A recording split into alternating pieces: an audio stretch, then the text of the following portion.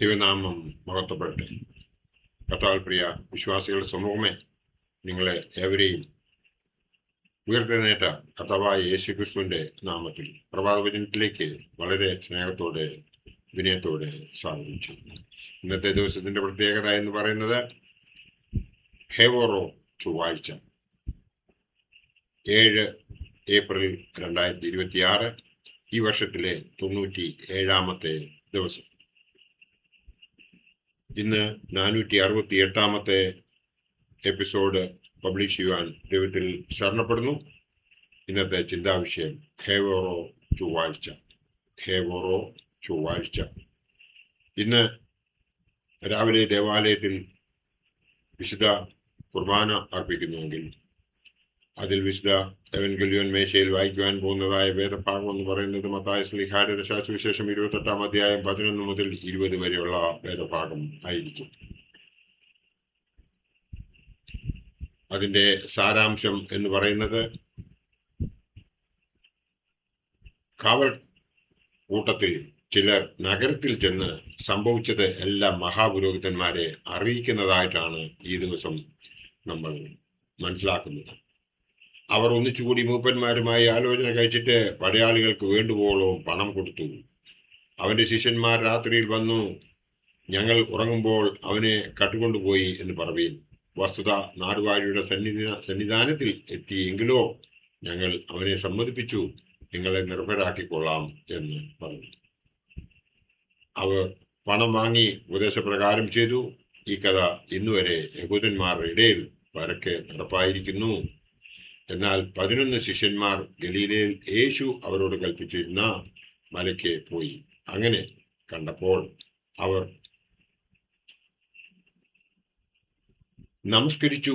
അവിടെ ചെന്ന് അവനെ കണ്ട് നമസ്കരിച്ചു എന്ന് ചരിത്രം പറയുന്നു. ചിലരോ സംശയിക്കുകയും ചെയ്തു. യേശു അടുത്തു ചെന്നു, സ്വർഗത്തിലും ഭൂമിയിലും സകല അധികാരവും എനിക്ക് നൽകപ്പെട്ടിരിക്കുന്നു. ആകയാൽ നിങ്ങൾ പുറപ്പെട്ട് പിതാവിൻ്റെയും പുത്രൻ്റെയും പരിശുദ്ധാത്മാവിൻ്റെയും നാമത്തിൽ സ്നാനം കഴിപ്പിച്ചും ഞാൻ നിങ്ങളോട് കൽപ്പിച്ചത് ഒക്കെയും പ്രമാണിപ്പാൻ തക്കവണ്ണം ഉപദേശിച്ചുകൊണ്ട് സകല ജാതികളെയും ശിഷ്യന്മാരാക്കിക്കൊള്ളുവീൻ. ഞാനോ ലോകാവസാനത്തോളവും എല്ലാ നാളും നിങ്ങളോടുകൂടെ ഉണ്ട് എന്ന് അരുളി ചെയ്തു. ഈ വിശ്വാസമാണ് നമ്മളെ, അതായത് ക്രിസ്ത്യാനികളെ, ഇന്ന് ഇത്രയും വളരെ ദൃഢമുള്ള ഒരു വ്യക്തിത്വം ഒരു സമുദായത്തിൻ്റെ കീഴിൽ നമുക്ക് നിൽക്കുവാനായിട്ട് ധൈര്യം തന്നിരിക്കുന്നത്. അതായത് ഞാനോ ലോകാവസാനത്തോളം എല്ലാ നാളും നിങ്ങളോട് കൂടെ ഉണ്ട് എന്ന് അരുളി ചെയ്തത് ഉദ്ധിതനായ കർത്താവായ യേശു ക്രിസ്തുവിൻ്റെ 2ാമത്തെ വരവിന് വേണ്ടിയിട്ട് നാം ഓരോരുത്തരും കാത്തിരിക്കുന്നു എന്നത് വിശ്വാസികളായ എല്ലാവർക്കും അറിയാം. എന്നാൽ ആ കാത്തിരിപ്പിൽ നമ്മൾ രൂപാന്തരം പ്രാപിച്ചവനോടൊപ്പം സ്വർഗത്തിലേക്ക് പോകണമെന്നുണ്ടെങ്കിൽ നാം ഓരോരുത്തരും ചെയ്യേണ്ടത് അവൻ്റെ മക്കളായി, അവൻ്റെ പ്രിയ പുത്രിപുത്രന്മാരായി ജീവിക്കുക എന്നുള്ളതാണ്. അവൻ്റെ പുത്രിപുത്രന്മാരായി ജീവിക്കണമെന്നുണ്ടെങ്കിൽ അവൻ കാണിച്ചു തന്നതായ ആ പാതയിലൂടെ നാം സഞ്ചരിക്കേണ്ടതുണ്ട്. ആ പാതയിലൂടെ നമുക്ക് സഞ്ചരിക്കണമെന്നുണ്ടെങ്കിൽ നമ്മൾ ഇടപെടാതെ പ്രാർത്ഥിക്കുകയും എല്ലാറ്റിനും സ്തോത്രം ചെയ്യുകയും സൽക്കർമ്മങ്ങൾ പ്രവർത്തിക്കുകയും നല്ല വിചാരങ്ങളോടു കൂടി മുമ്പോട്ട് ജീവിക്കുകയും ചെയ്യണം.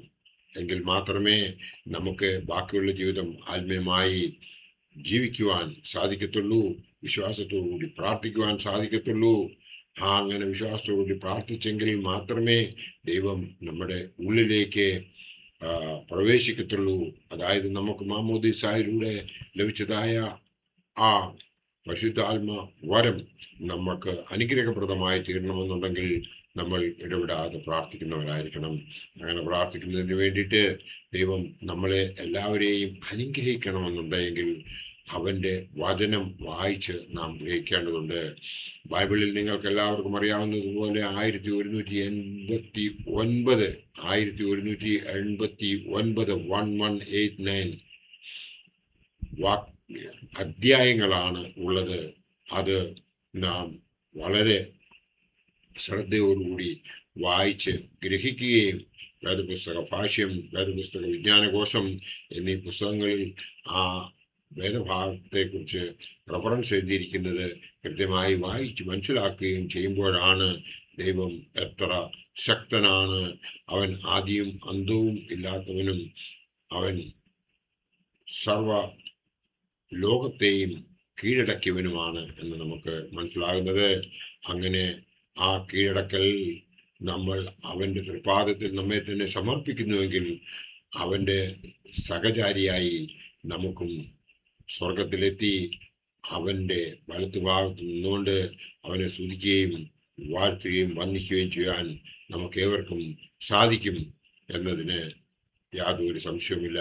അതിനായി നാം എപ്പോഴും ഒരുക്കമുള്ളവരായിരിക്കണമെന്നുണ്ടെങ്കിൽ നമ്മൾ പള്ളിയിൽ പോയി ആരാധിക്കുകയും വിശുദ്ധ കുർബാനയിൽ സംബന്ധിക്കുകയും വിശുദ്ധ കുർബാന അനുഭവം വളരെ വിശുദ്ധിയോടുകൂടി നാം ചെയ്യുകയും ചെയ്യണം. വിശുദ്ധ കുർബാന എപ്പോഴൊക്കെ നിങ്ങൾ അനുഭവിക്കുവാൻ പോകുന്നു, അതിനു മുമ്പ് അനുതാപത്തിൻ്റെ സങ്കീർത്തനങ്ങൾ വായിച്ചിട്ട് വേണം പോകുവാൻ. അത് വായിച്ച് അനുദപിച്ചിട്ട് പോകുന്നവർക്ക് അനുഗ്രഹം ഉണ്ടാകുകയുള്ളൂ. അനുതാപത്തിൻ്റെ സങ്കീർത്തനങ്ങൾ എന്ന് പറയുന്നത് 6, 32, 38, 51, 102, 129, 130, 142, 143 എന്നിവയാണ്. അതൊക്കെയും വായിച്ച് നാം അതേവരെ ഏതൊക്കെ പാപം ചെയ്തിട്ടുണ്ടോ അതൊക്കെയും നാം ആ പാപത്തിൽ നിന്നും പിന്തിരിയത്തക്ക വണ്ണം ഒരു തീരുമാനമെടുത്തുകൊണ്ട് നാം പ്രവർത്തിക്കുന്നുവെങ്കിൽ ദൈവം നമ്മളെ എല്ലാവരെയും അനുഗ്രഹിക്കും. ഈ ഹേബോറോ ചൊവ്വാഴ്ച അതിന് ഒരു കാരണമായി തീരട്ടെ. നാം അന്ന് ആ മഹാപുരോഹിതന്മാർ പടയാളികൾക്ക് രൂപ കൊടുത്ത് അവരെ കൊണ്ട് കള്ളം പറയിപ്പിച്ചതുപോലെ നമ്മളുടെ ജീവിതത്തിൽ ഉണ്ടാകാൻ ഇടയാകാതെ വരട്ടെ എന്ന് മാത്രം ഈ അവസരത്തിൽ പ്രാർത്ഥിച്ചുകൊണ്ട് എൻ്റെ വാക്കുകൾ ഇവിടെ ഉപസംഹരിക്കട്ടെ. നന്ദി, നമസ്കാരം.